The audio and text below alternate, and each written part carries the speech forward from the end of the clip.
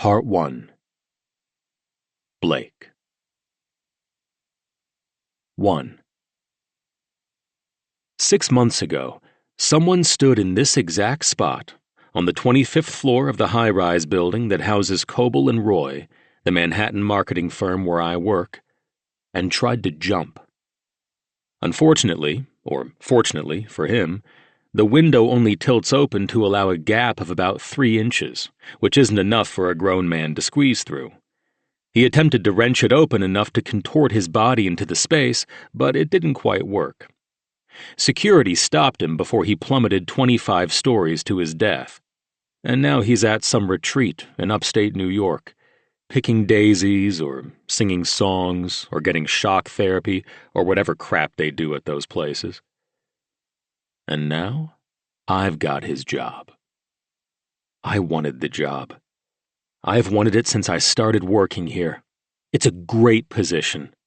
Everyone was vying for it after Quigley tried to take that nosedive.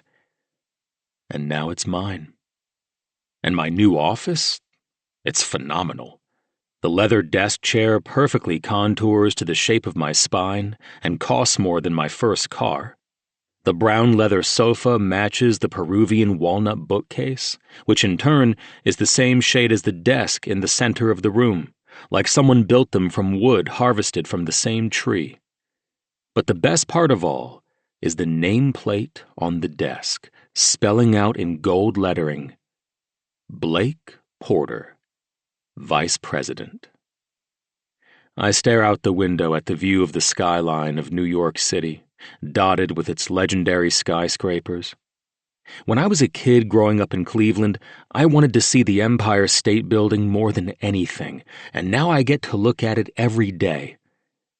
Then I drop my gaze to the street below, where 25 stories down, people mill around like ants, and the vehicles look like the toy cars my mother used to snag for me at neighborhood yard sales.